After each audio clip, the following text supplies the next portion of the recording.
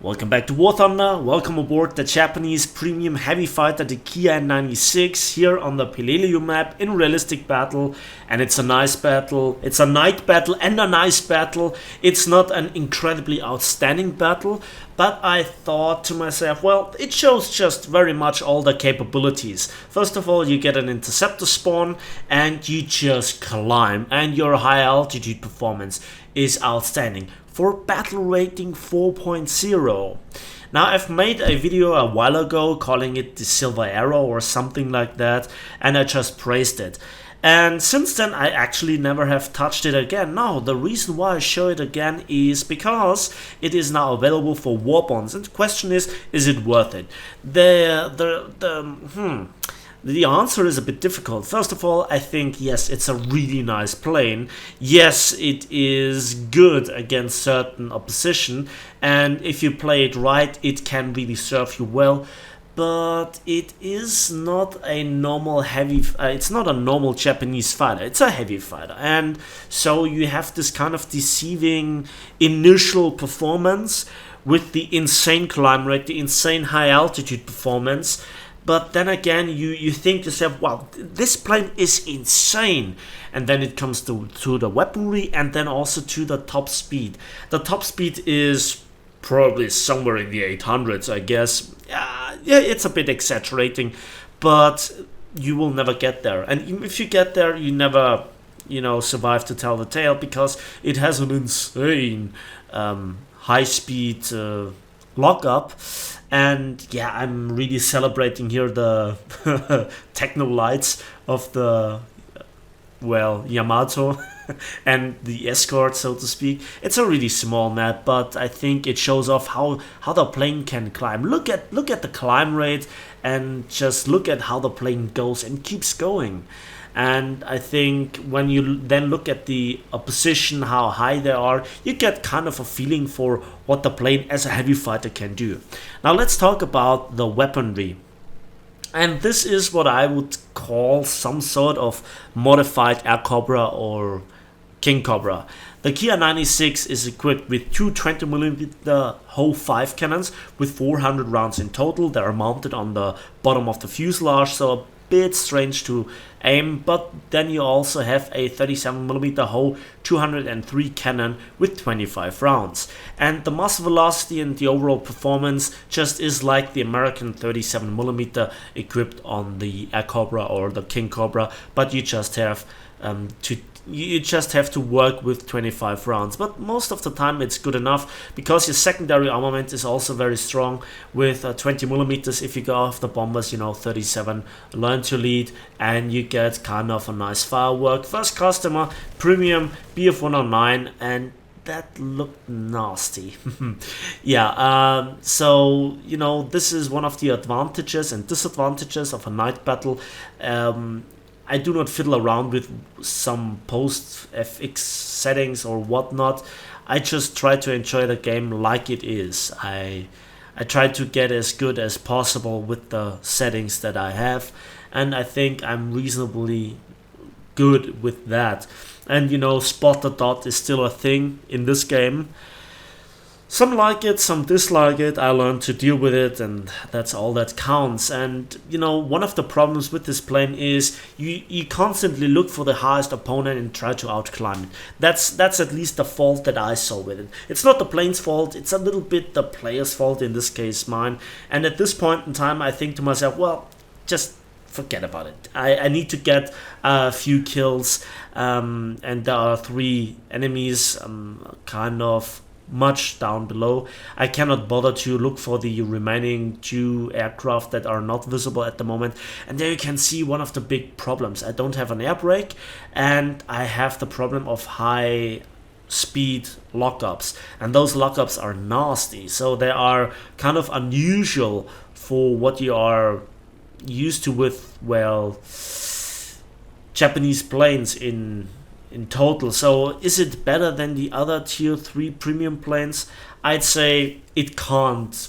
It can't compete with the A7M1, but it is a fair competition to the Focke-Wulf 190 A5.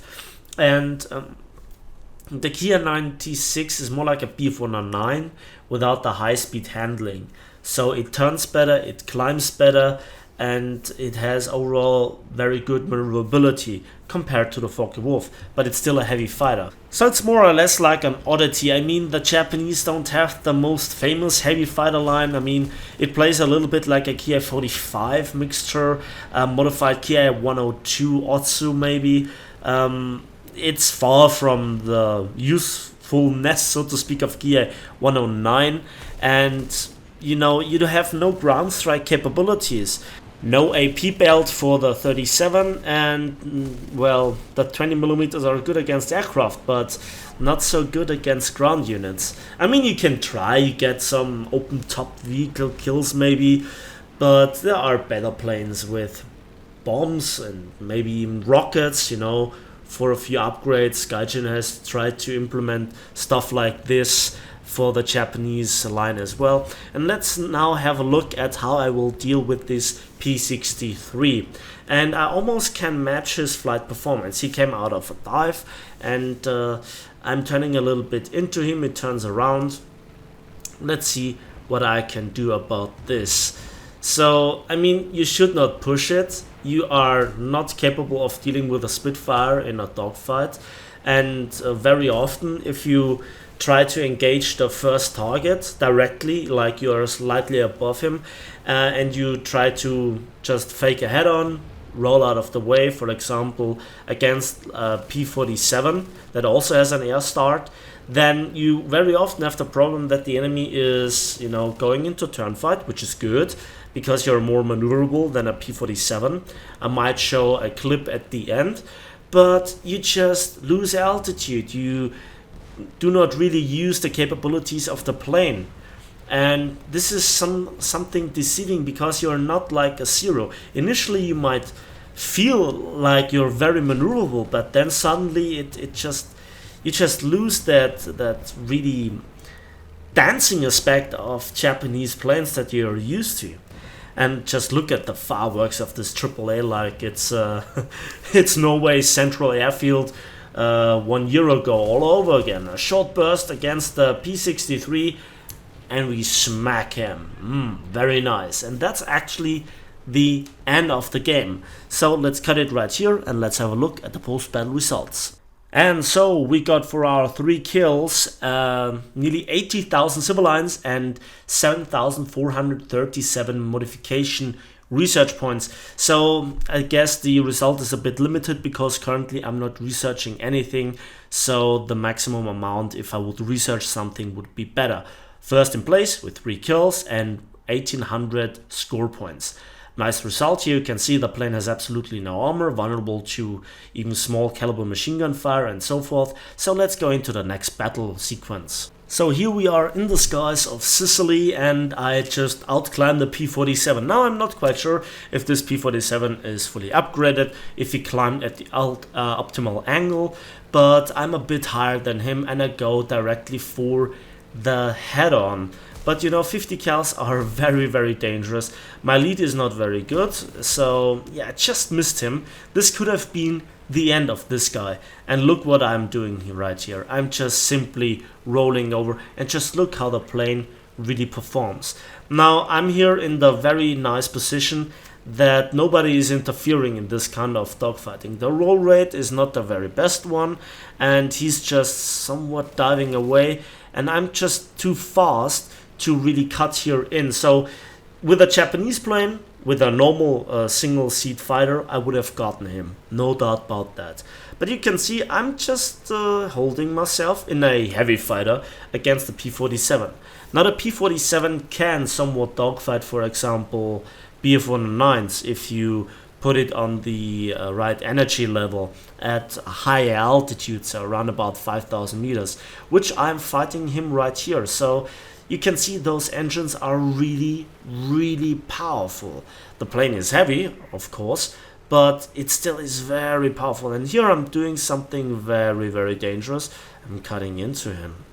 So he chooses to go down, and again, I'm a bit not too good with my turning here, I have to say. I'm very bad with my throttle control, but still I think I have to push the plane, I have to test it. What can the plane do? And I'm still, you know, giving him the chance potentially to slow down with the throttle control, and that was almost a ram. So again, I'm choosing here to fight with my flaps and not using throttle control. So somebody that is more used to this can make the plane work better. He nearly got me there. That was a big mistake on my behalf with my maneuvering, but now I'm stall fighting him here, and there you can see how the wings just carry the plane around, and he is in the stall. Let's see if he can get out of this stall maneuver faster than I can put my guns on him. I turn a bit into him, bit sluggish handling here, not the best, but now he has made the mistake of pulling up when I was, you know, in punch range, I'd say, you could say, and the plane just barely was not able to kill him. Here I get the first shot into him, and now I have him. There is no doubt about that. In an outright turn fight, you can defeat other fighters. Not everybody, you know, dedicated turn fighters. Something like a Spitfire is none of your business. But you are a good bomber hunter, you have the firepower, you can control the higher altitude, especially if you have a few teammates with you in this plane. You know, you can control the higher altitudes, clean up the bombers that usually are then a threat for the lighter, more nimble fighters like Zeros, and you can just dictate the outcome of the game if you know what you're doing. The final verdict, obviously, if this plane is worth, is up to you. It's not really suitable for tank RB, it's more an air RB plane. Then if you really want to master like energy fighting with certain restrictions where you are not in an ultimate advantage, like in the A7M1, if you think this plane is so good it's boring, then try this one and let me know what you think about it. And as usual, thanks for watching, thanks for listening, give this video a like if it did, subscribe if you want to see more, and we'll see each other in the skies of War Thunder.